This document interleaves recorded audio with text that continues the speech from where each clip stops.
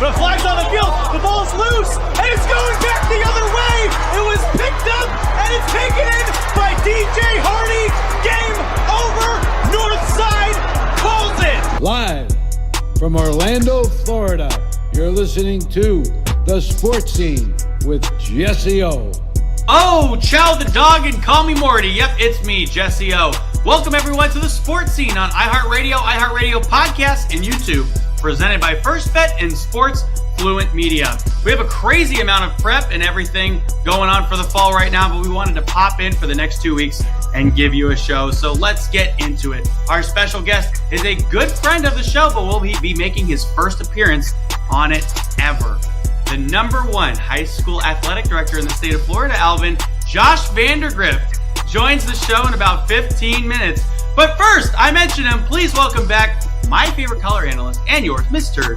Alvin Del Valle. Alvin, so good to have you with me, brother. And before we get into our top 5 sports stories for the week, you know I have one question for you. And the question is, how many years old is the oldest piece of chewing gum? Oldest piece, let's say 400 years. Let's go 400. That is a great guess. Incorrect. You need to go way longer than that. It is, in fact, 9,000 years old. Whoa, isn't that crazy? That's like ancient Egypt times. Yeah. That's like ancient Egypt, like the pharaohs were chewing gum and stuff. What flavor do you think it was? Or like, I don't know, Mesopotamia? What was 9,000 years ago? I don't know. I mean, it must have been dirt flavored. Like they probably mixed like mud with something sticky and then, they just put it in their mouth.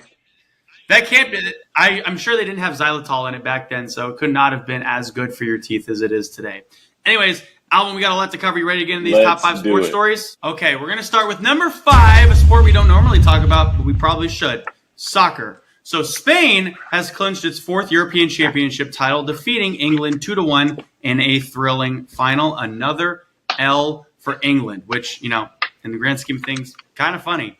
This victory solidifies Spain's dominance in European soccer, while England continues to grapple with the disappointment of yet another near miss in a major tournament. Despite England's valiant efforts and late comeback, Spain's exceptional performance throughout the tournament proved insurmountable. With this win, Spain joins an elite group of nations with multiple European Championship titles, showcasing their consistent excellence in the sport. Meanwhile, England's search for a major men's title since their 1966 World Cup triumph remains very elusive to them, casting a long shadow over their footballing legacy. So a little bit of turmoil in England, not just politically, but with their main sport as well. And congratulations to Spain. And now for some Copa America news, Argentina has clinched its 2nd consecutive Copa America title, defeating Colombia 1-0 in a dramatic final that saw Lionel Messi, the best player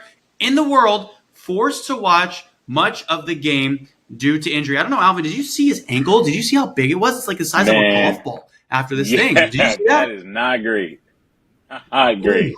Yeah, so I was like, oh no, and this might put his World Cup ambitions in a little bit of jeopardy, but we're going to hope he's okay. But despite his absence, Lautaro Martinez's extra time goal in the 114th minute, I think it was, secured Argentina's record-breaking 16th Copa America championship. The victory marks the 3rd straight major title for Argentina, following their 2021 Copa America and 2022 World Cup triumphs. Messi's emotional roller coaster from initial despair to triumphant celebration captured the real essence of this match. The win also ended Colombia's impressive 28-game unbeaten streak. However, the match was marred by significant crowd disturbances, leading to a delayed start and concerns about spectator safety. It actually happened right here in Miami, Florida, and the fans rushed the gates early, Alvin, so they had to start this final 30 minutes back. So,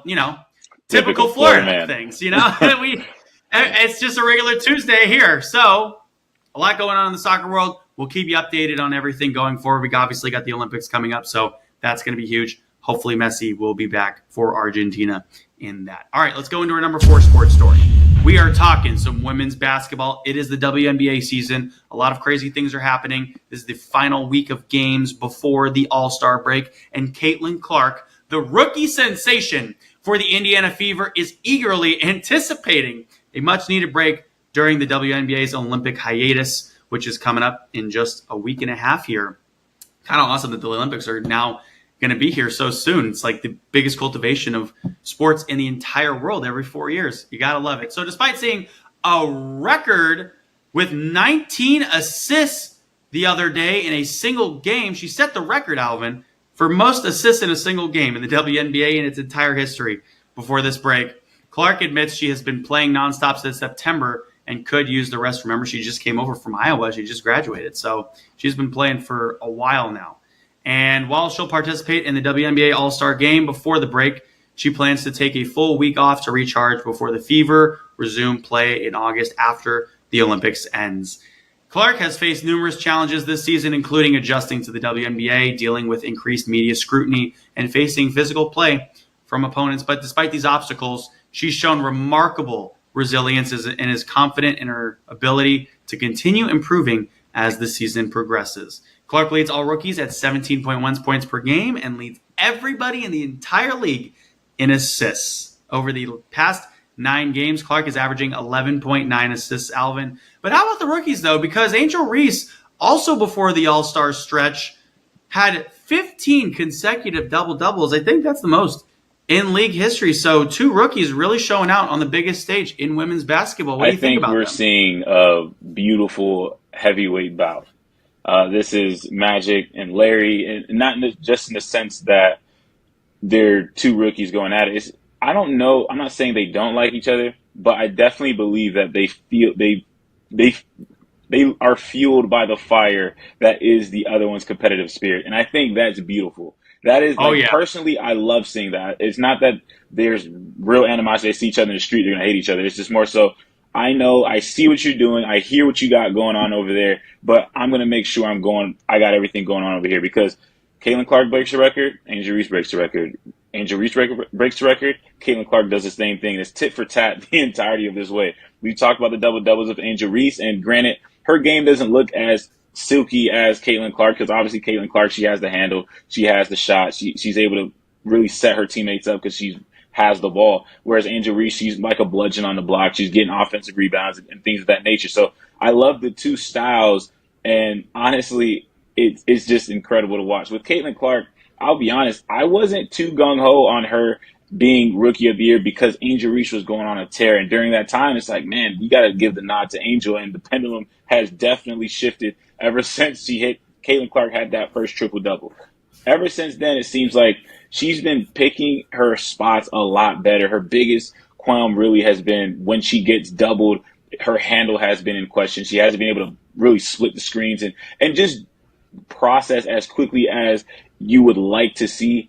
And that's not really a knock on her, more so as that's just part of the adjustment period of going from college and going to the WNBA. But in a matter of a season, she goes from getting blitzed and having a very bad assist to turnover ratio to now leading the league in assists. She has a triple-double, and then she breaks the record for single assists in a single game, and she's 13 assists away from leading all rookies and having the rookie season in assists. So she has figured that part out, and once she's done with that, you're going to see her start shooting her shot again, because now defenses aren't going to be able to do the same thing that they've been able to do. You're not going to be able to blitz her off the screen, and you're going to see a lot more one-on-ones. You're going to see her teammates get a lot more comfortable in their roles, and I think the Fever's going to look pretty dominant in not just the end of this season, but going into next. For Angel Reese, biggest thing with her, they're winning. Like, they're doing a good job of winning games. And Angel Reese, her intensity, her attention to detail on the defensive end, and what she's able to do offensively. Granted, you see the memes on Twitter where they're saying she's playing hot potato with the basketball against the board when she's shooting her layups. But realistically, she's doing that not just on her rebounds, but on others' rebounds as well. Her ability to find positioning and seal defenders when a shot does go up, or when you're in that pick and pop range and she's able to use her jab and get shots up. So she's really figuring out her rhythm on the offensive end, but we already knew what she was doing defensively. I think it's a toss-up. If Angel Reese doesn't throw another right hook, I think it's Caitlin Clark's Rookie of the Year to win. Yeah, so Caitlin Clark, like you said, leads the league in assists. She also is top 15 in scoring. She's sitting at number 13 right now in points per game. She's loose, which is interesting. Also, she's top 10 in actual points scored. She's number 7 right now in total points scored, behind A'ja Wilson, who's probably going to win the MVP again because she's literally having the best year of any player of all. Okay, actually, let's go into a side conversation real quick. Crazy. Is A'ja Wilson the best women's basketball player of all time? Right? Okay. She is, right? Like, I honestly think she is. Yeah, granted, like, I'm not going to sit here and act like I was watching. I've pulled up the old games because you can't really find all those. So to say the GOAT, we have to, let's just be fair here. Like, let's just say in the last, 10 years, because that's what we're working with as far as my knowledge goes. And yes, because she comes in, her marketability, her ability to get up on the podium and say the right things, and when she's doing off the court, especially with social media area, you're able to push her content so easy and fluid. And then she goes on the court and dominates consistently. Leadership's there. She's a GOAT for me. Yeah, I was looking at it. She leads the league in points and in rebounding in the league, specifically offensive rebounding. She's still top 5. Defensive rebounding, she's number 1. So she leads the league in rebounding. And this is right off of a championship. And yeah, this is coming off of a championship. Obviously, they had a rocky start, but at the same time, they didn't have the point guard, Chelsea Gray, in there. So she's now getting reacclimated into the system as well. She was hurt for much of the first half of this season. So I think, the Aces, who are currently sitting 4th in the standings, that they might kind of move up here now that they have their core completely back and intact. It's like, when the Warriors were missing Klay Thompson, and now we're going to be missing Klay Thompson forever. Wow, we haven't even talked about that on the show, have we? Quick. We'll throw that in the 4th segment. We're already on a side note. Let's just completely go off the rails. Okay. Bro, you can't be okay. You just can't be. I don't care what happened. No, I'm not. That final game. Yeah, it's Klay.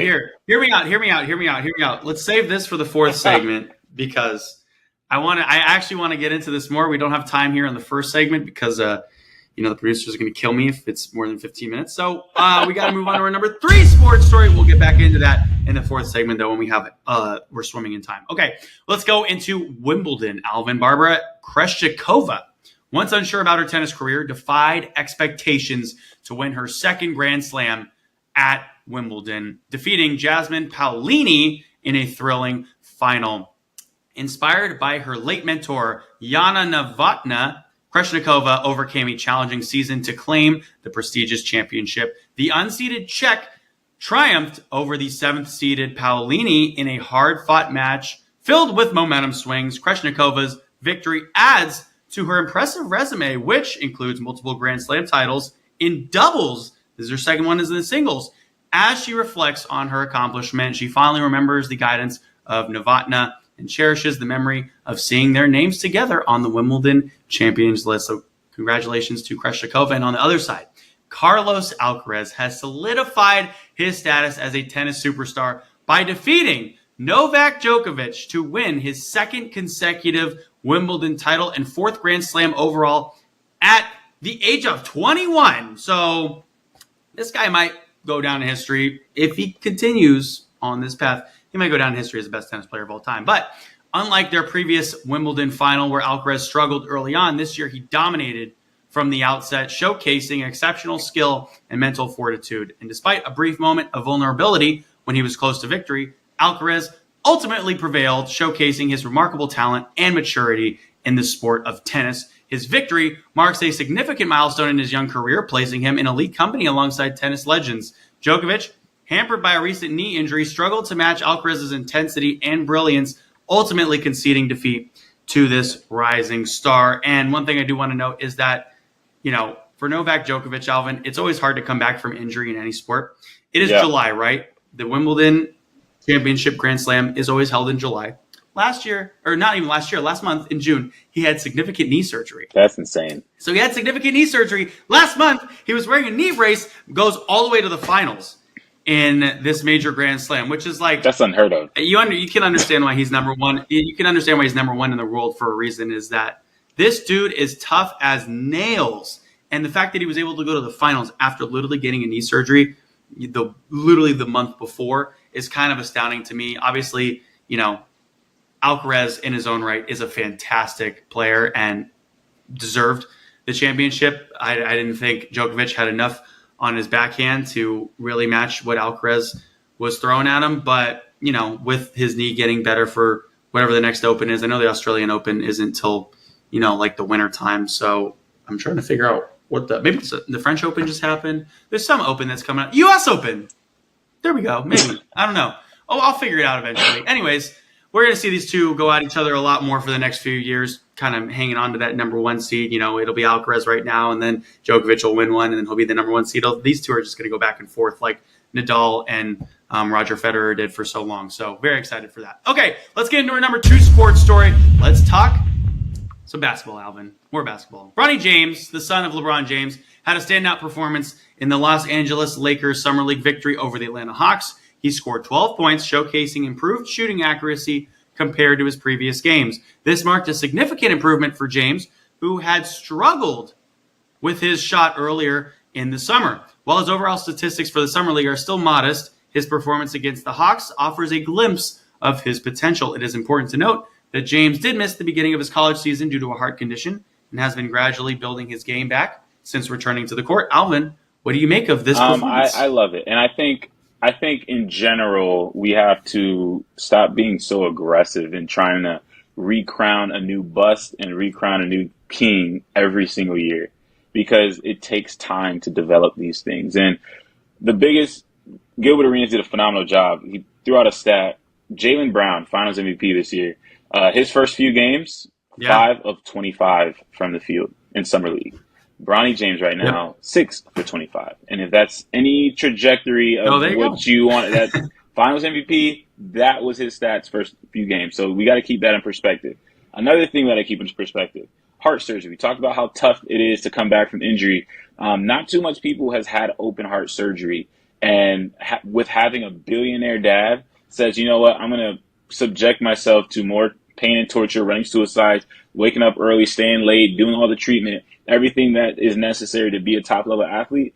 Not too much people are doing that when your dad can literally pay for you to never have to do that again, and you already have NIL deals in place. So I think just the mindset that Bronny has, it separates him from most people in his situation. Another thing that I love about Bronny, he's picking his spots and he's getting his legs under him. And that to me is one of the biggest things, because granted, we mentioned our open heart surgery, but we just don't talk about what that means for a human and as an athlete. The stamina that you lost while doing that, trying to get back and just trusting yourself, really pushing yourself, pushing your tempo, feeling your heart rate increase, and being able to stay in that pseudo calm level that it takes to play a sport.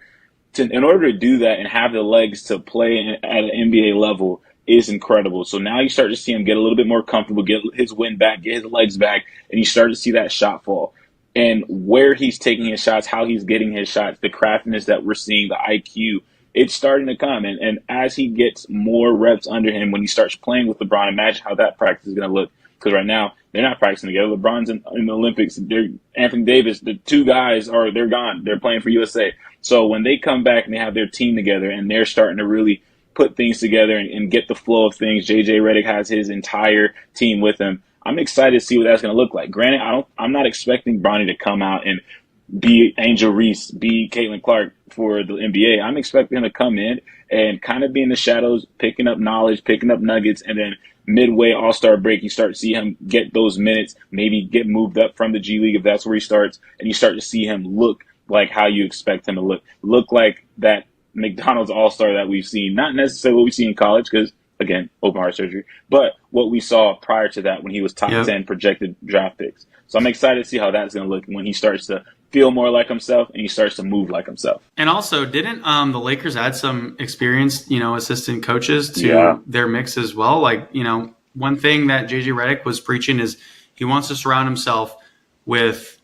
guys that have been there before, that have maybe been head coaches before, anywhere. And he bolstered his coaching staff by bringing in veteran assistant coach Bob Bayer. And Bayer actually coached in the NBA for 20 years for the Orlando Magic from 2007 to 2012, which means that he actually was JJ Redick's coach when he played for the Orlando Magic. So that's awesome. So he wanted to reunite himself with Bayer. Obviously, He's not going to get Coach Krzyzewski to come out of retirement to come coach the Lakers. There's zero chance that happens. He might be able to get Coach K to come out of retirement to, come give him some advice and, just walk through practice here and there if he can. But, and what a thing that would be for the Lakers players if they could have, talk about greatness personified. Coach K, having him just walk around a locker room, he might exude some crazy things to you that you may have never thought of before, even at the professional level. Remember, Coach K was not just the head coach of Duke. He was the head coach of the U.S. Olympic team for 12 years. And they didn't lose under him. He won 3 gold medals. So, Coach K walking around the locker room, that's maybe my thought for JJ Redick. Anyways, we got to move this thing along. Our number 1 sports story. Alvin, what do you call a sheep who can sing and dance? Lamb chop. Oh, great guess. No, you call her Lady Baba. That's a good one, right? That's kind of good. Where's Max when you Come need on, him? give me something here. I know, Max would probably say something whack right now. All right, we're not going to get into that more. Stay tuned. Josh Vandergrift is up next with me here on the Sports Scene.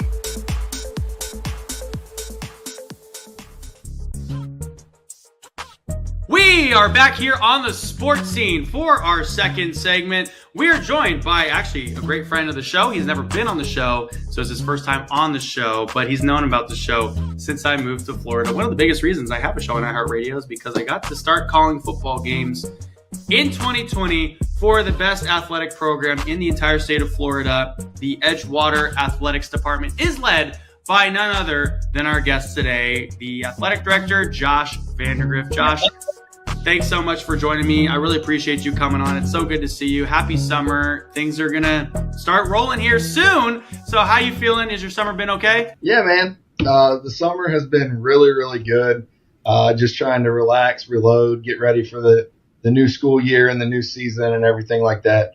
That's getting ready to kick off. So it's been great. For you now as an athletic director, I kind of want to get into how you become a high school athletic director, because not a lot of people really know how you get into this position, right? So I want to draw attention to it, especially as high school sports are a lot bigger in Florida than, a lot of other states. There's more money in it in Florida than a lot of other states. So why did you decide to get into an athletic director position? So, my dad was a coach. He was a football coach, a wrestling coach, track coach.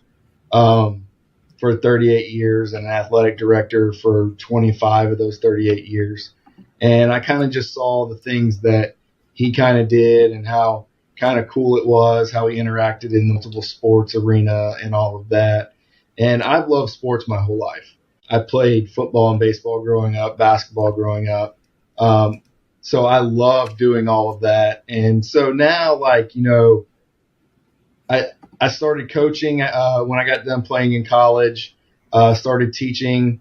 And when I was at my first high school, some of my friends who were coaches, the athletic director was retiring and stepping away. And they were like, well, you should apply for it. And I was like, I think I was 26 years old at the time, 28 maybe at the oldest. And I was like, there's no way that they'll hire me or anything like that. I don't have enough experience. They're like, no, you got the demeanor, you got what they're looking for. So they talked me into doing it. I did it. And, it's always great to do interviews and things like that when you're in the coaching field anyway, just kind of sharpen your tools. I went ahead and did that and applied, and lo and behold, I got it. Then I was like, what do I do?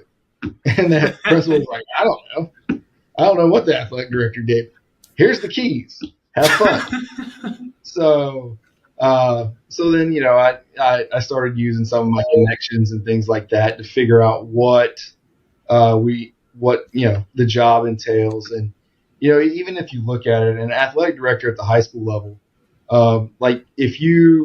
it's not something that you actually go for when you look into college. I'm going to get a master's in sports administration, and I'm going to go be a high school athletic director. Well, to do that, you also have to have a teaching degree. You can't just be a high school athletic director, because some schools you're teaching 6 periods as well as coaching another sport and being an athletic director. So it's kind of one of those old school jobs but it's actually now starting to become more of a new style, because now people are starting to see that you need somebody in the high school that is in charge of all of the sports, that is not like it used to be, either a coach that was retiring within 5 years after they put in 30, or, in some small areas, they always like it combine the head football coach and the athletic director. You give them 2 jobs. So, those things like that, that they're starting to get away from that. And now it's starting to actually become a sports administration job, like it should have been when it first started, because you're now controlling all of the sports at your school. You're dealing with the district office. You're dealing with all kinds of different things. So it's one of those things that is kind of evolved. It's still into what it is today. As a guy who's seen you on the outside, you're very outgoing, and, the students really seem to have a liking to you. Is that because you've been a coach before and then you become an athletic director? Is that usually the line of what that athletic directors take, is everyone kind of starts off as a coach? Yeah. I mean, that's when you start off as a coach, it's always easier to be an athletic director, because, you've been in the shoes that when you're having to either talk to your coaching staff, or talk to your all your head coaches or assistant coaches about what to do, what's going on, even if you have to get on to them. There are things that you can understand that they've been through, mistakes that they've made, because you've probably made them yourself at a younger age. And so understanding that and understanding that dynamic always helps in getting that. But also being a coach, you learn how to do it. You learn how to do that aspect of the job, dealing with your players. A coach coaches the players, an athletic director coaches the coaches. So it's the similar. It's very similar in what you do. You're just now doing it with adults instead of kids. I mean, that makes it, more fun, and it's a little bit of a different experience.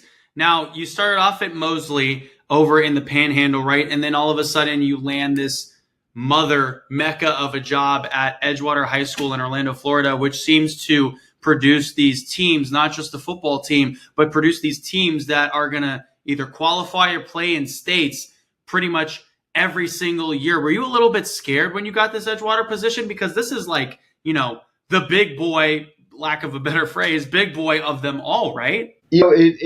Some people say you can look at it as an intimidation, but I really look at it as more of a challenge. Like, what can I do to leave my mark? When I left Mosley, I did great things there.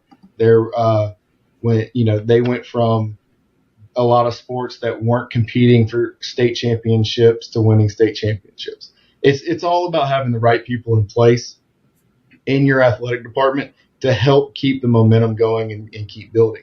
When I arrived at Edgewater, there were powerhouse teams, but there were also some teams that were really, really struggling to just field the team. And so you have to get everybody on board. You have to, take it. And, you gotta immerse yourself in the traditions of the school.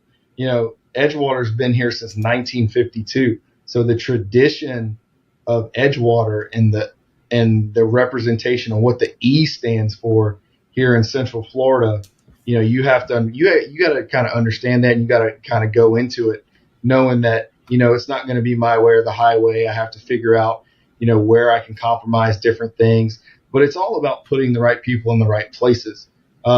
Especially, you're always going to have coaches come and go. Finding those coaches to continue those programs that are powerhouses, but then also trying to find those coaches, find that diamond in the rough that'll be able to turn that one program around. And right now, we have a bunch of programs that when I first got here weren't very good. And now we've started to turn those around to add to what we have going on, with our football, basketball, soccer program. Absolutely. And I've had head coach of the football team, Cameron Duke, on this show to talk about, high school football. So I'm trying to bring in, not just collegiate and professionals that we have on the sports scene, Josh. We have, high school guys, because high school sports is so big down here, like I was saying. And now, as you're hiring the coaches now, because you're coaching the coaches, What do you look for when you're hiring these coaches? Because you've said, there is some turnover with coaches, as you've seen in the high school sphere, specifically with how you've been at Edgewater. So what has that looked like for you when you're hiring new coaches? What are you looking for? Relationship building. That's one of the biggest keys that we look for. Are they part of what the Edgewater philosophy is? Here at Edgewater, we use the 3D coaching philosophy, where we're just not coaching the physical aspect of a player. We're coaching the mind and the body as we go through their transition from a ninth grader all the way through. So when they leave Edgewater High School, that they will be a better person and they'll be a productive member of society. Because like we always tell them, the ball stops bouncing. And once it does, it can stop bouncing after their 12th grade year, or it can stop bouncing 15 years from now. When they're 40. So having them to be prepared for when they get out and leave Edgewater and leave the nest, when they leave the nest, that they will be a better person.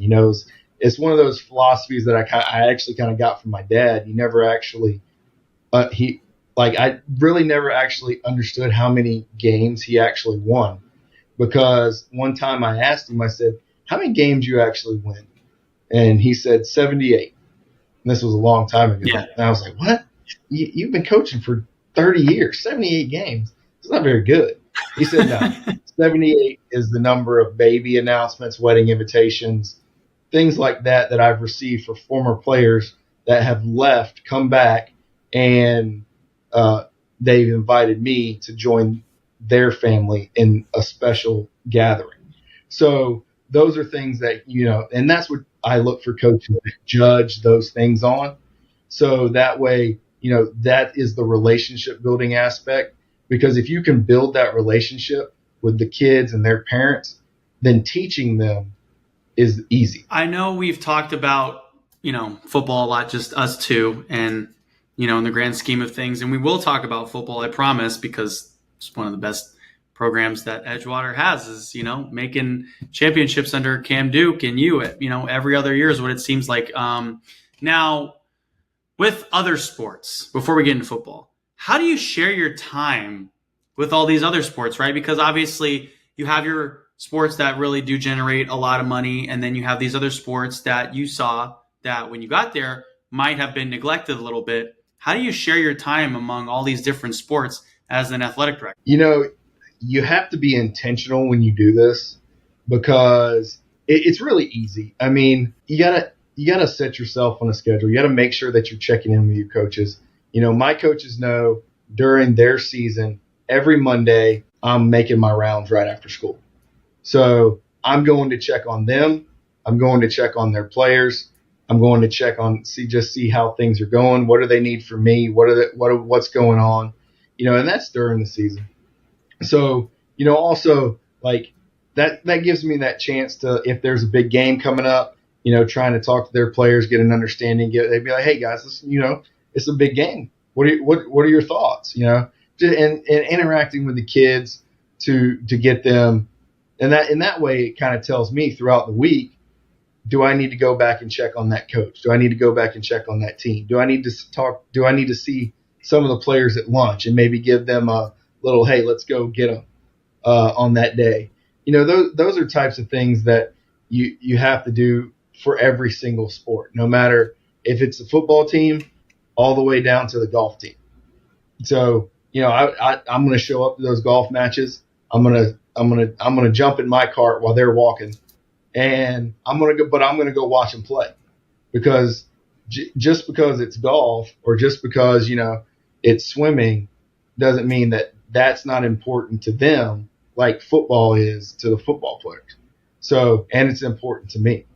So every single sport at Edgewater High School is important to me, and they're all on the same. As an athletic director, what is the easiest part of being an athletic director? Best part of being an athletic director? The best part is the relationships that you build with the kids, and the families. And it's not like all the, some people say, well, it's easy when you have all this and this. No, it's like, Friday nights are crazy, but it is good when a mom stops me as I'm walking down the track and she says, "Coach, thanks for everything."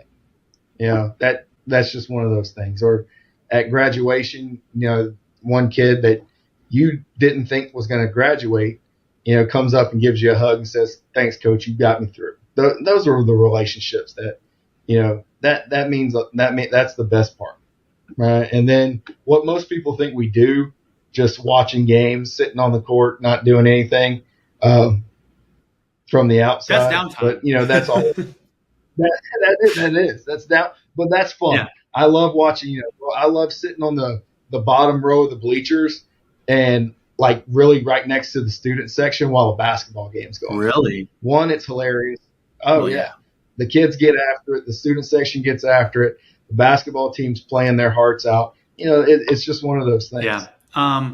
Now, obviously, every job comes along with its sets of challenges, is what I'm going to call it. I'm not going to ask you what's the worst part about being an athletic director, but what was one of the more challenging parts of being an athletic director for a significant school like an Edgewater? Just the biggest challenge is it's prioritizing your family and your work. It's one of those things. It's hard. You do the best you can. I'm lucky to have a wife who understands the job. She understands that the phone rings at 4 a.m. because cross country teams bust it and show up. Or I get to school and she's like, I have to hang up the phone with her because I walk out to the softball field because there's a geyser in the middle of the field.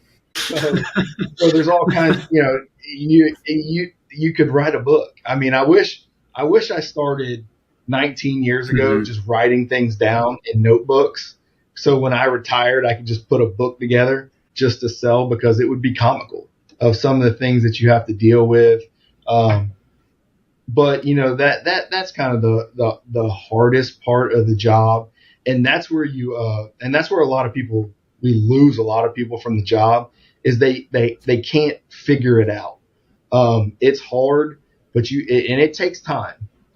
It takes time to figure out how to try and, but you're never really gonna be able to do it. And like growing up, like I said, my dad was an 80. There were probably, I can remember 100 times that me and my little brother were in the gym during the summer while my dad was doing work, and he would roll the ball out and say, "Entertain yourself. I got 2 hours of work I got to do." So that's where I got good at baseball, throwing a tennis ball against the wall, catching it, and fielding it, and doing it. So, I mean, it just is what it is. But it's just one of those worst things that comes with the job. Hey, if you ever need a catcher's coach as well, I still can coach, by the way. I used to, and I would love to more. I'm getting ready to take you up on that. Okay, well, we're going to talk off air. We're going to talk off air. Good. I was going to say, I coached for like 5 or 6 years. We're going to pause our conversation right here with our favorite athletic director in the entire United States of America, Josh Vandergrift, for a commercial break. But don't go anywhere, because Sports Scene. We'll be right back.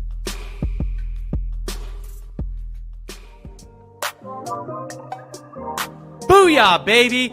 Welcome back to the Sports Scene, everyone, for our third segment. We are right in the middle of our conversation with the best athletic director easily in the state of Florida, Josh Vandergrift, high school athletic director in the state of Florida. So let's continue our conversation with him now. You have done something amazing, and that's you guys have raised enough money to take student athlete leaders on campus, and you guys have been able to take them out of this country and into another habitat. And you've gone, and I think where you guys go, Guatemala, and you help go and build a house. Now, I've done that on my own, where I've taken $1,500 worth of sports equipment to go to another country. I went to Ghana, and I helped 3 different schools and helped promote baseball as well as other sports in Ghana, and just get a sense of community down there. But that must be so rewarding for these students, because they get a different perspective on life, and it makes you appreciate so much more what you have in this country, which, barring, all the political stuff and all the social stuff that's going on, fiscal stuff, whatever.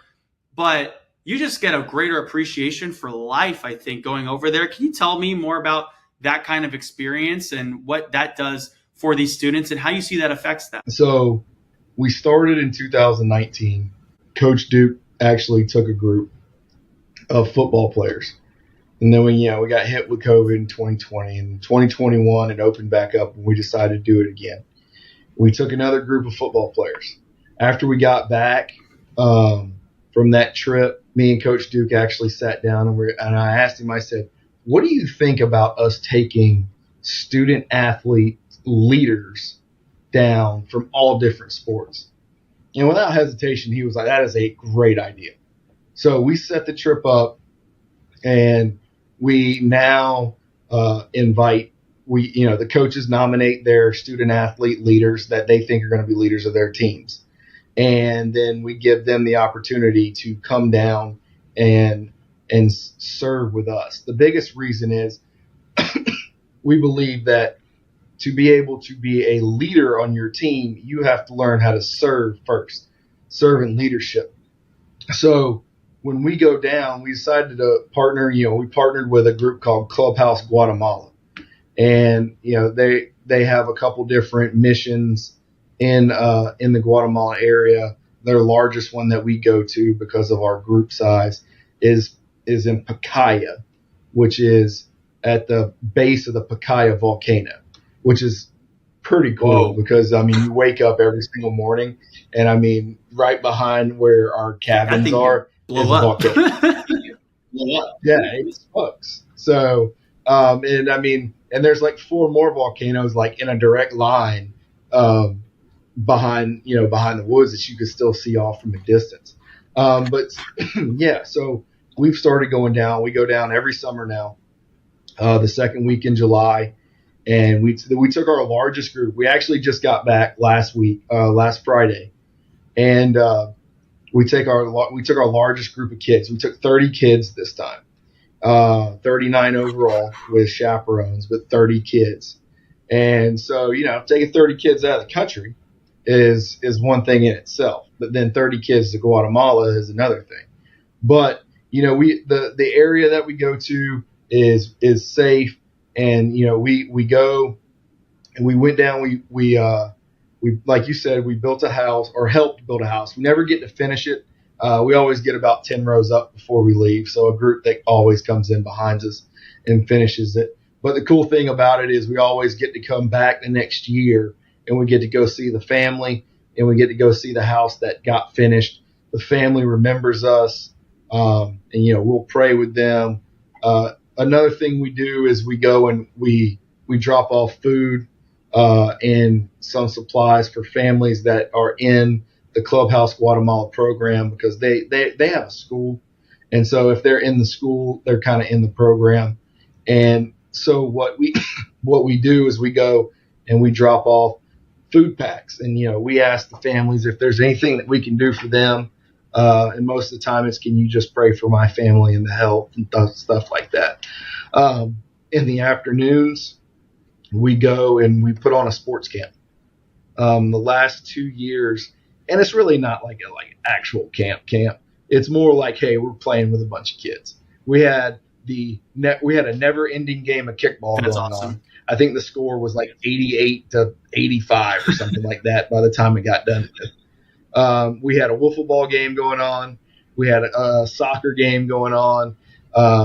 If you had, we had little girls that were getting their fingernails painted by some of our girls that were there. We had if you remember the parachute that you would have in elementary school with the little kids. There were so many things going on. It was amazing. And I actually took time to walk kind of up the mountain a little bit just to kind of get a glimpse of everything going on. And I took a picture. It's really cool. And, but there was about 200 kids from the village. And you wouldn't think for the size of this village that there's that many kids. And there is. They were coming out of the woods. And, and so we did that for 3 days. And for 3 days, those kids had a great time. Our kids had a great time. And, our kids take a lot more home from this trip than anything else. And that's what it is, you know. And at night after we eat dinner and we settle in, we talk with the kids about that. Like, you know, what did you see happen today? All right. You know, we always talk about, you know, what was one funny thing that happened? You know, and they always have that. What was one sad thing that you saw? You know, how did you see God's face today? You know, those are things that we see, you know, and the kids open up and they talk about it. And, you know, it's under them understanding what real life is, and that here in the United States, what we have and what we take for granted. But down in Guatemala, they have a lot less and are a lot happier. So when they know these things and they understand these things, and then we encourage them, you know, now we want you to come back and be a leader of your team. What are your goals? What's your vision for yourself, for your team? And so they're incorporating all of this into this week-long adventure that they're going on.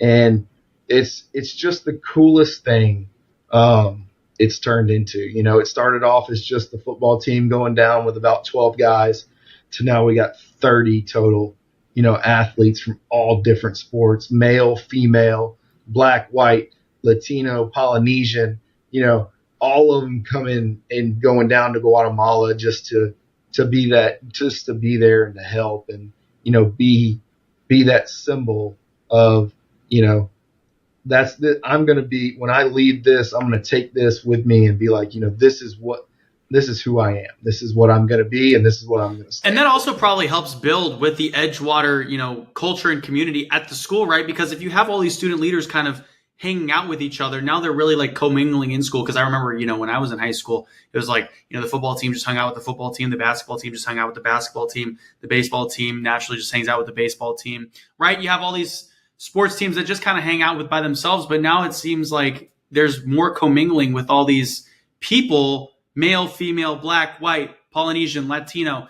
Everyone's now a little bit more likely to commingle. Have you seen that a little bit more based on this experience for them? We have, and, you know, they start and they'll communicate with you, and it's funny that each time that, you know, we take a different group down, then, you know, one of the kids will be like, you know, so-and-so was in my biology class all last year and I didn't say one word to him.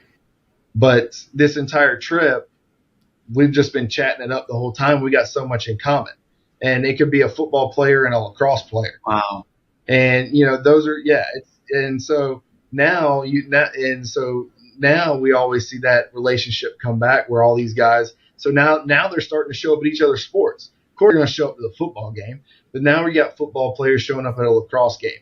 You got lacrosse players showing up at girls' soccer games. You know, you'll have the soccer and football team show up at a baseball game. You know, those are different things, and it's cool to see how it just kind of bleeds through the school and how it helps the school just get better. Speaking of getting better, you guys are getting better to an extent where you can now take trips, not just of 30 people going to Guatemala, but for a whole entire team to go visit NFL Academy over in Europe. Now let's talk about this real quick, because you're taking your football team all the way over to Europe, right? You guys are going to London and you're going to go play NFL Academy over there. What, as an athletic director, has the fundraising been looking like? How much did you guys have to raise to make this happen? How did this even happen in the first place? Because you play all these, you know, friendlies at the beginning of the season, usually with some great teams from pretty much around the country of the United States of America, but you're really stepping out on a limb, literally across some water for this one, Josh. Yeah. First of all, I want to say how did it happen. Sometimes Coach Vandergriff and Coach Duke are a little crazy. True that. And but, you know, it was an opportunity now. It was an opportunity that was brought to us, and, you know, we've had multiple opportunities. You know, we were invited to go over and to play in Ireland at the same time that the Florida State Georgia Tech game in Ireland's going on. They were inviting teams from Florida and Georgia to go play. We kind of turned that one down because we didn't want to just go to Ireland and play a team from Georgia. But then this opportunity kind of arose. I had no idea, neither did Coach Duke, about what NFL Academy really was. We did some research, kind of figured it out that it's legit. It's really through the NFL. And two, that the NFL's job, they're trying to spread American football globally. And so now they're trying to get kids from all across Europe to play football. And, and it's not like a first-year program where it's a bunch of kids just trying to learn. They've been established for about 5 years now. And so they've kind of gotten their footing under them, and, they have the backing of a university in England where the kids can stay and all of that. So it's really, really cool. It's a really great opportunity for a lot of our kids.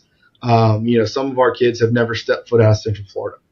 They've never even gone to North Florida, Georgia, or South Florida. So a 9-hour flight for some of them might be a little different.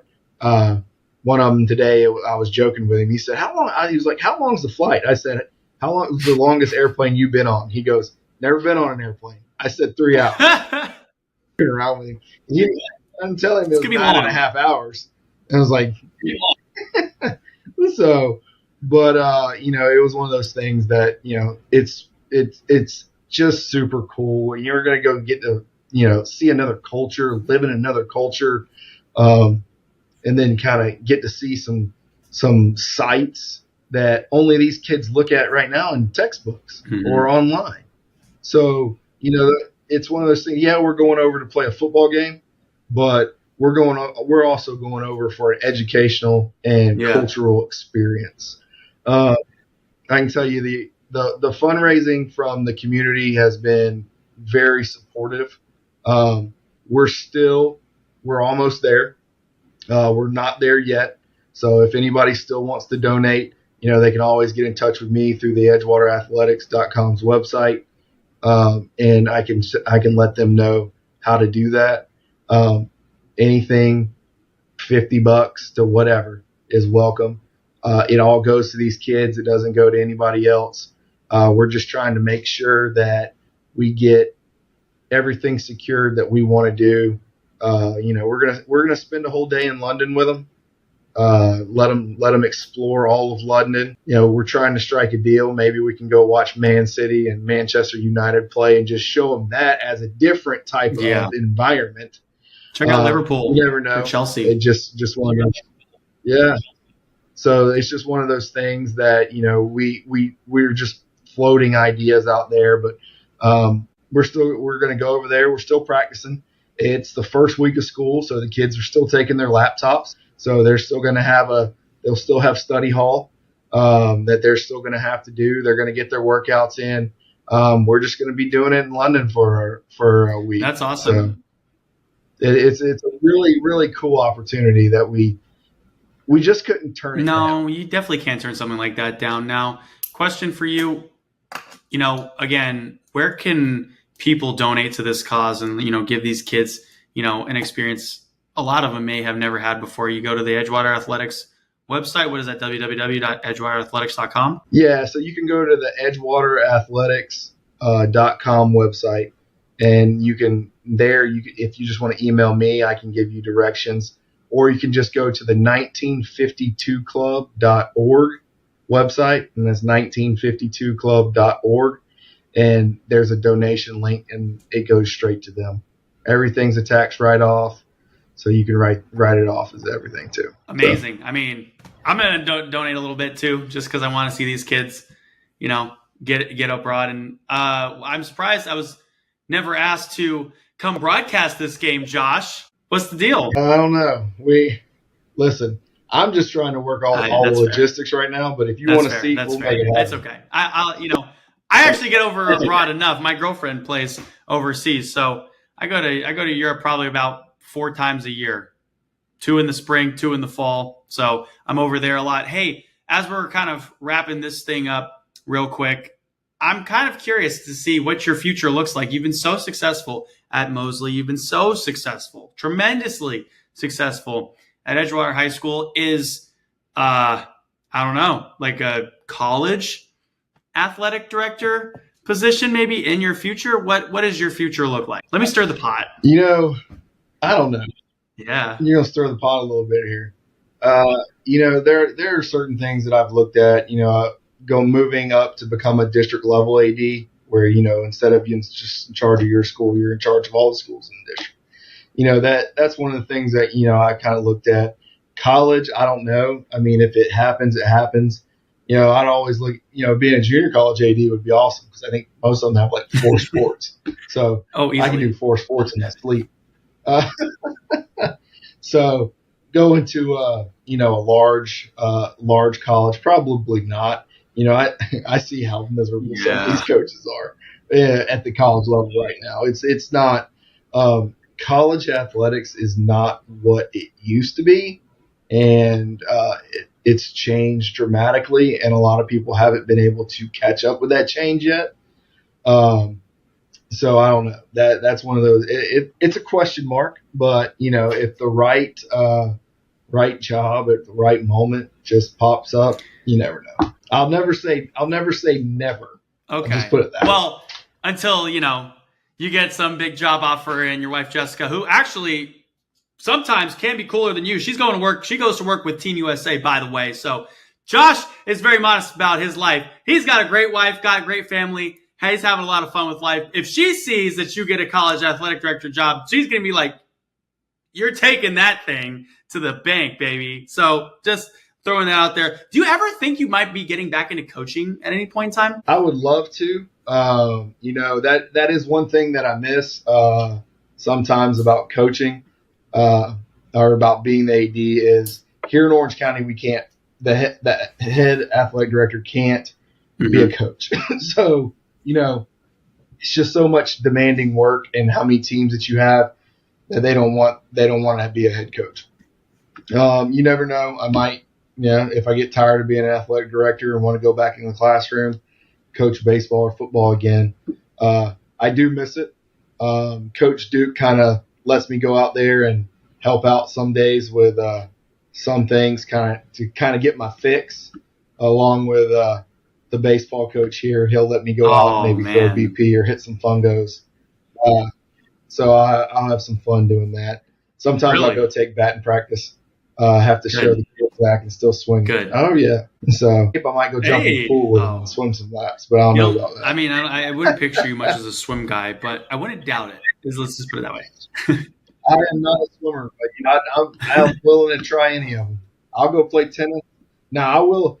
I would say I'd go play golf, but some of those guys, some of our boys and girls golfers, might make me look bad. I might think I'm a good golfer until they come out there and shoot one under, and I'm still shooting an 85. Hey, quick question. Actually, quick couple questions. You know what? Forget it. Let's do rapid fire round. I'm going to finish off this segment. We're going rapid fire questions. Just give me like 1 sentence responses. You ready? All right, here we go. All right. What is your favorite hobby? Boating. What is your favorite team? Florida State. What is your favorite sport? What's your favorite sport? What'd you say? In the fall, it's football. In the spring, it's baseball. And then you wait for each one to end for the next sport either one to start. Yeah. That's how it goes. I mean, that's how your favorort food. Pizza. Your favorite person to work with. That's a lot. Yeah, sorry. You put me on the that's spot here. You signed up to come on this show. I honestly have to say, I know. I'd have to say my wife, Jessica, because she helps out a lot, and it's one of those things that we work so well together that it's just like she just volunteers to help me with things, and we just work so well. Yeah. Your favorite event that you've been to? Garth Brooks concert at the Citrus Bowl. I just love That's Garth awesome. Brooks and live. final question: your favorite position in life? In what? Oh, in what? I don't know. I'm blank on that one. Okay, your favorite your favorite title, your favorite pastime. My favorite pastime. Okay, dude, my favorite pastime is going out on the boat. I love doing that. I love that's the one thing I miss about being in Orlando. But growing up on the water, I love going out. And the favorite school you've ever athletic directed for? All right, that's what I thought. Hey, Josh, thanks so much for coming on the sports scene, my friend. I really appreciate you coming on. We'll talk soon. Sound good? All right, man. That is Josh Vandergrift of the Edgewater Athletic Department. One more segment coming up in a sec.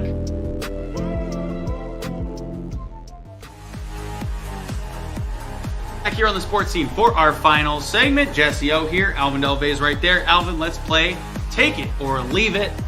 And everyone knows how this game works, so I'm not even going to explain. Let's just get right into it. Alvin, take it or, at a certain point, people have watched this show or they've not watched this show.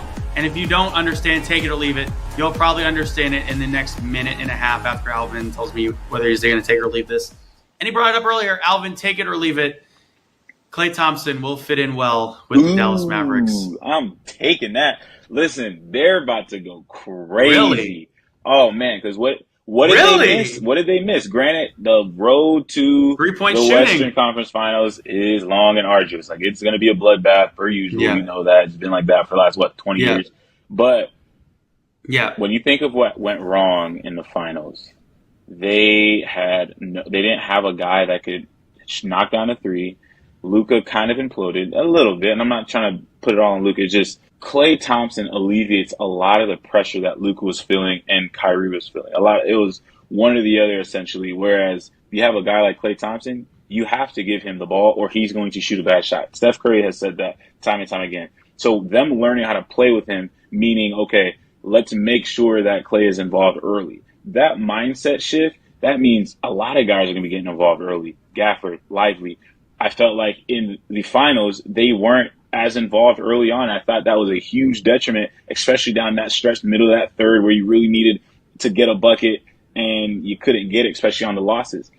Or when Boston's roaring back and someone to just stop the bleeding, you would love a guy like Klay to come down, hit a big three, get a steal, lock down defense, something that Klay has been really curated his entire championship pedigree on, is being clutch from three, hitting timely shots, and then playing excellent defense, giving great effort. So those things added to the Mavericks, what they already had. Oh, I love it. Yeah, I'm going to also probably take it just because, like you were saying, they need, Can we get a tissue? I mean, they need threes. Tissue for this guy?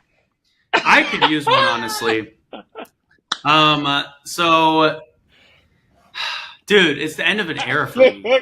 All right, let me go on my soliloquy real quick. Let me get up on my soapbox. So, Steph and Klay, 13 years together. It was beautiful. Splash Bros to the moon. Splash Bros, all they do is shoot threes and win championships. They won 4 of them. It was a great run. I am going to take it because I actually think Klay needed a scene change, number one. Being with the Warriors, obviously you saw how hard it was for him in his last year. They gave him all this money coming back from injury and everything, and he wanted a contract mid-season. The Warriors weren't willing to give it to him because he probably wanted a little more money than what the Warriors thought he was worth, right? As a player, you have what you think your worth is, and then an organization has a metric of where they think your worth should be. And I don't think that matched up very well throughout the course of the season. It was obviously weighing on him. And then, I think that was the culmination that we saw in the play-in game against the New Orleans Pelicans was, going 0 for 10 from the field. Klay Thompson never goes 0 for 10 from the field, right? And that's just a culmination of everything mentally going on, contract talks and not necessarily knowing your role anymore, thinking that the organization is going to move on and you're going to have to come off the bench. That's right? Not easy. And if you're Klay Thompson and you've started forever, you're not coming off the bench behind Brandon Pajemski, who's, like 4 or 5 inches shorter than you and doesn't shoot threes as well as you, and you've won 4 championships. You're not going to do it. And so I think he's going to fit in with the Dallas Mavericks because the Mavericks actually offered him a starting position, and that's why he signed with them. The Lakers would not guarantee that Klay Thompson would start. So he decided to not go for the Lakers. He decided not go for the Orlando Magic because neither of them would guarantee him a starting role. And he went with the Dallas Mavericks because they said, hey, we'll start you at the 3. So Kyrie and Luka 1 and 2, Klay Thompson at the 3, PJ Washington at the 4, Gafford and Lively at the 5. That's kind of nice. And I think that team is poised to probably at least play for a conference championship, if not the NBA Finals. So we'll see how far the Dallas Mavericks can make it, but I'm going to also take it as well by Klay Thompson. Thank you for all those years. Good man. All right, anyways, let's get into some football real quick. Alvin, the San Francisco 49ers wide receiver Brandon Ayuk has requested a trade. Take it or leave it. The 49ers will trade him. Man. Let's just get into all my teams here because everything is going so haywire. We're going sideways. I'm going to take it. You're going to take it? Because right now, the way that they're structured, how Debo plays, how CMC plays, most importantly, the system that Brock Purdy is in. I'm not saying that he can't do it because that's not at all it. It's just the way that the 49ers offense is run. You don't necessarily need to spend the type of money that Brandon Ayuk is worth because, yeah, you need someone to blow the top off. That's football 101, of course, but it doesn't necessarily have to be Brandon Ayuk. You can get a guy who can go in there relatively young, go out there, light it up, speedster, gets a couple deep catches, and then you're going to get the respect of the defense. And from there, now you get to do everything you want to do. Realistically, you get to do everything you want to do. Yeah. Drive it through CMC. You got Debo on those. Really, because Debo can run deep. He's a deep threat as well. It's just you want to use him to really run some meshes, corners, posts, stuff like that. So I think I think they're okay with getting rid of Brandon Ayuk, and I think they're just playing it right in the media to make sure that his value doesn't go down. But depending on what they're going to give, people are going to give to get him, because there's a lot of teams that could use Brandon Ayuk. There's a lot of teams. So depending on what the market dictates for him, I think they get off of him. And it's just, unfortunately, the business side of the league. Yeah. I'm going to leave it. Because you're hopeful. Although I do think he could get traded. Because you're hopeful. No, I'm not hopeful. But here's the thing. The 49ers have all the chips here. Of course, yeah. Is where I'm going with this. They're a run-first offense, number one. So that means Deebo Samuel obviously is more important than Brandon Ayuk in the offense. Christian McCaffrey, whatever. Number two is he still has the 5th year of his rookie contract this next year. So if he doesn't play, then he's just not getting paid. So he's losing money. Then the 49ers have 2 franchise tags in the bag already because they know they're re-signing Brock Purdy. So they have 1 year left on his rookie contract. Then they have 2 franchise tenders that they can lay on top of him. So they have control over him for the next 3 years. And I don't think Brandon Ayuk wants to go without getting paid for 3 years. Oh, no. He's going to play. Oh, no. So for that reason, I think, and also because, I think what the 49ers have offered him is probably top 10 wide receiver money. Yeah. He wants Justin Jefferson money. But Justin Jefferson is a rare anomaly of a wide receiver, right? Yeah. Like, we haven't seen a wide receiver like Justin Jefferson in a long time. And the situations matter so much. Yeah, exactly. And like the Minnesota Vikings, they're bringing in, rookie quarterback J.J. McCarthy, who's going to back up Sam Darnold, who was the backup quarterback for Brock Purdy last year on the 49ers. They're going to be horrible. Need a safety blanket. So they need their best player. You need a safety valve. Their best player is Justin Jefferson on that team. Brandon Ayuk, while he is an amazing wide receiver, he's not the first best player on the 49ers. He's not the second best player. He might not even be the third or fourth best player on the 49ers if you count Christian McCaffrey, Deebo Samuel, George Kittle, Nick Bosa, Fred Warner. That's 5 right there that might be more important to the 49ers than a Brandon Ayuk. So I think because the 49ers hold those chips there, and they've already offered him the money, they've offered him the extension. It's just whether or not he wants to accept it. If he doesn't accept it, the 49ers are going to use those 3 years. The 5th year on his rookie contract and then the 2 franchise tags, and he's not going anywhere. But like I said, I do think the 49ers can at least get a first-round pick for him. And one of the biggest reports that just came out yesterday is that the 49ers have engaged with some trade talks with one team in particular. And that team is the Las Vegas Raiders. And their new coach, Antonio Pierce, coached Brandon Ayuk at Arizona State University. So the 49ers have engaged in trade talks with them. And the reports indicate that the Las Vegas Raiders would send back Davante Adams to the 49ers for Brandon Ayuk because he's got no money after this year really on his contract. They front-loaded Davante Adams' contract. That would be insane. So if I'm Davante Adams, I'm like, I'm like, yo, I will waive my no trade clause for that 49ers anyone team. would do anything for Devontae Adams, like for sure. But big caveat before we throw the next one out there. Just like use your connects, talk to your homie, Coach Shanahan. Can I just get Kittle, like, can I just get a guaranteed three pass attempts a game? Like, can I just get 3 targets? 3 targets. Yeah, I just know. 3. I'm not asking for a ton. Like he's working his tail off blocking. He can get the job done. He's a nuanced to tackle, and he just doesn't get the targets. Can we give him 3 targets?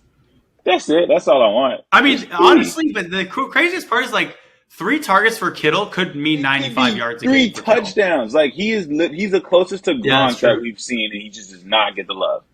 Like it's crazy to me. No, crazy. Because Shanahan wants him to block first. It's good. Like Kittle likes that stuff, so he's a little bit psychotic in that sense. Like these big boys from Iowa have to be a little insane, right? Because what is there to do? How much they like to block too. That's true. That's all there is to do. You lost your mind. They block. Yeah. You go to Iowa and you lose your mind. Okay, Alvin, take it or leave it. Bronny James will have a successful first season in the NBA. I'm taking that because we're going to go by my definition of success. And my definition of success for Bronny James is successfully cracking the 7-man rotation. And I think he can do that if he's able to play lockdown defense.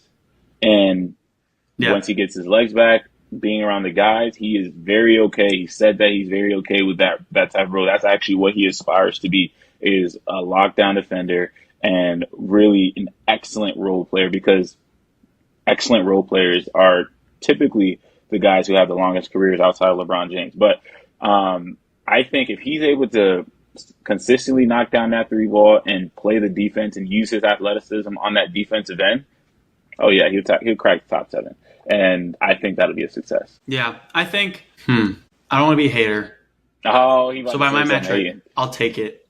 Because I don't think Bronny James will. I think he'll be on the Lakers team. I don't think he'll be in the G League. I think he'll be up in the NBA and learning and getting better. Like the Warriors did with Moses Moody. We didn't have him in the G League at all. Rather have him around the best players in the NBA to learn more. And I think he will be on the Los Angeles Lakers squad and not their G League team. And that's my term of success, so therefore I will take it. Okay, yeah, that makes sense? I can roll with that. Yeah. I have some lofty expectations to crack the 7 rotation consistently. That is very lofty. Yeah. But I'm curious to see how he answers the call. I like your pick. Your pick was probably going to happen. That's why I picked it. You got to be right. So take it or leave it, Alvin. Caitlin Clark will win the Rookie of the Year. See? I'm going to have to take it. And that's a weird one because you can ask it now and it's like first half of the season, but like anything can happen. I'm going to take it. Like, knock on wood, Cameron Brink unfortunately tore her ACL. Oh, yeah. I don't even. Freak accidents happen. I'm pretending you even just say that. Take it or leave it. That just did not happen. But yeah, I didn't say that. I did not say that. Taking it because right now, hindsight, there's no hindsight. There's literally recency bias. Caitlin Clark literally just had 19 assists. She had the triple-double, like, this month. Yeah. First rookie triple-double of all time. Those are 2, like, monumental records to break in the span of, like, 2 weeks, if that.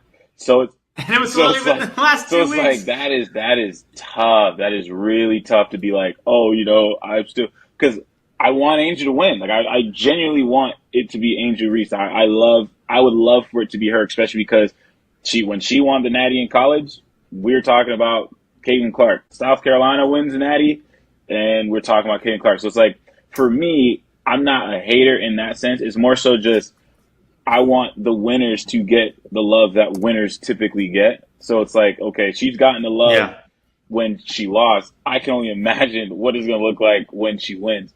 And that would be great for the WNBA. However, when we're talking about just Angel and Caitlin, dude, I want Angel to get the Rookie of the Year. But right now, if season ended this second, you have to put Caitlin. It has to be Caitlin. Like there's no questions about it. Like Angel Reese has to go on another double tear, and she has to sprinkle in some 25-point games like she did a few weeks ago, and then we could make it back to tit for tat. But right now, Caitlin Clark she got a good little lead ahead. Remember when we originally were talking about the Rookie of the Year conversation, like after like the first 3 weeks, and we were like, "Yo, dark horse candidate, Cameron Brink, averaging the most steals and blocks in the WNBA is wild." That unfortunately came back to bite us in the butt, bit her in the leg, unfortunately. But she'll be back and better than ever next year.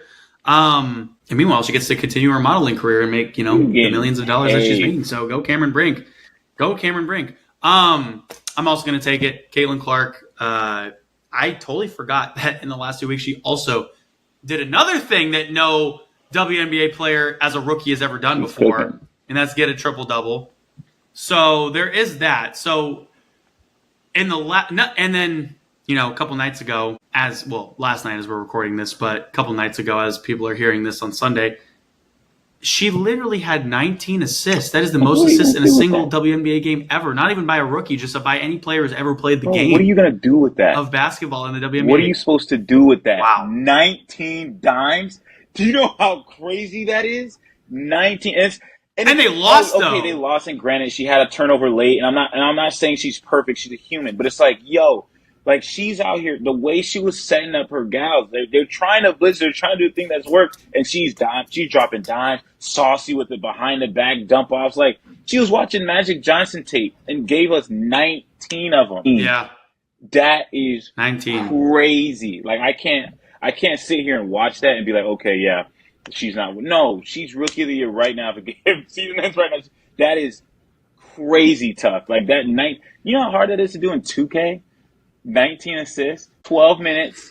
Yeah, on pro, and she scored or assisted on 70% of the baskets, or 70% of the points scored by the Fever last night. She was in her bag. Isn't that crazy? She was in Dallas's bag. She was in everybody's bag. That was crazy. Her coach knows how to use their system correctly. But she's figuring it out. Like she's individually. Yeah. You have to be buying Caitlin stock. You just have to. Because early on in the season, the way we were talking about her, and I was more so hopeful, but like just media in general, she's 5 turnovers leading, and it was just, everyone was like berating her, just so ready to call her a bust. Like that's just, and then she figures it out, something clicks, she sees something.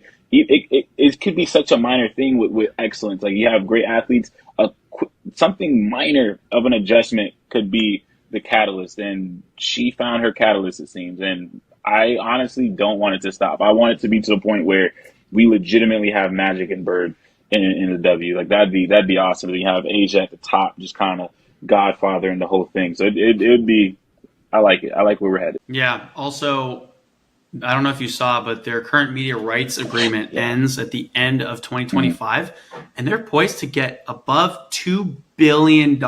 And you got 2 new teams coming in Toronto and Golden State, so that's pretty sick. Also, breaking news, Alvin Delvey, as we are talking right now. The Los Angeles Clippers are sending Russell Westbrook a second-round pick swap and cash to the Utah Jazz in a sign and trade for Chris Dunn. Take it or leave it. Wait a second. Laurie going? Sorry, Chris Dunn. Westbrook is expected to, quote-unquote, agree on a contract buyout with the Jazz, clearing the way for him to join the Denver Nuggets. Take it or leave it. The Denver Nuggets are now at least making the conference finals in the Western Conference. Okay, first off, love that, because Jokic said he wants...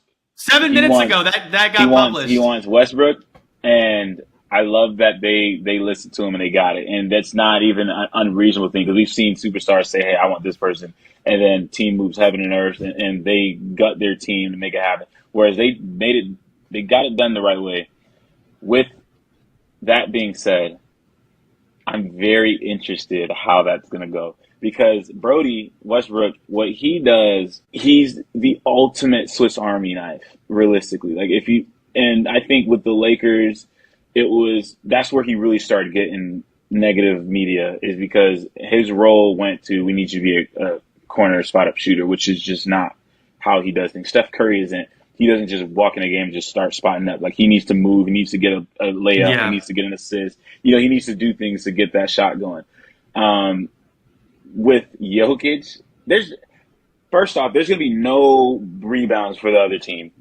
First and foremost, there's not a rebound. If it's long, Westbrook's got it. If it's short, Jokic got it. If not, Porter got it. Like, it is. Yeah. It is going to be a wash trying to get rebounds. But I'm very curious how that offense is going to look, because are we going to let Westbrook be the primary ball handler? What's going to happen when Jokic is being the primary ball handler? What's that pick and roll between those two going to look like? So I'm very curious how that's going to look. But I think that moves them closer to the conference finals. I think it does. Yeah, and also depth was their biggest thing. So having a former MVP to add to your team, that definitely helps with a little more depth. Also, final question for you, Alvin. Take it or leave it. Chet Holmgren says he loves playing in Miami because the arena is always empty. Take it or leave it. The arena will be more filled this next year. For Miami, for sure. I'm taking that. Right now, my brain just cannot remember his name. I'm so sorry, buddy. Love you. But the big that we just drafted, he is outstanding. I love him. Absolutely love him. Best part about that is because that our 5 is going to look incredible. I think he's going to assume that role. We get to move Bam to the 4, hopefully, because Eric Spoelstra is watching USA basketball allow Bam to be offensive-minded, and what he is doing is crazy. LeBron's calling the third smash, bro, because he's knocking down trifectas, putting on the ground, turnarounds. He's doing all kinds of stuff.